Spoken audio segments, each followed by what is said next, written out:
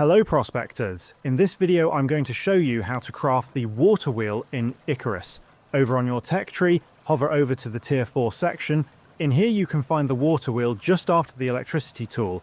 Pay attention as well where you can craft this. You're going to need the fabricator at the start of the tech tree, so prepare that beforehand before delving into the water wheel.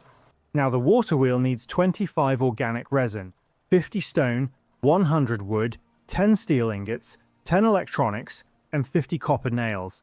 I'll briefly explain how you can make the organic resin, the steel ingots and electronics. For the rest you should know how to craft them at this point. Organic resin can be made in the mortar and pestle for a piece of wood and oxide. To make steel ingots, you're going to need to make the steel bloom. There's multiple recipes for this, so you can choose whichever one you want that suits best for you.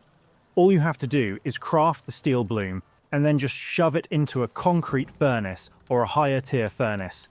The electronics can be made with both copper and gold wires. These can be made simply just by using copper and gold ingots. For the epoxy, you can make this with the use of crushed bones, or the recipe that uses sulfur and tree sap. I'd recommend the crushed bones one since it's cheaper and renewable. Now you know how to make the materials, it's time to start crafting the wheel. Just place the wheel wherever you want as long as there's a flowing body of water, and then just equip your electricity tool and connect it to the main grid. And now you have successfully added power to your base. And that's about it on how to craft the water wheel in Icarus.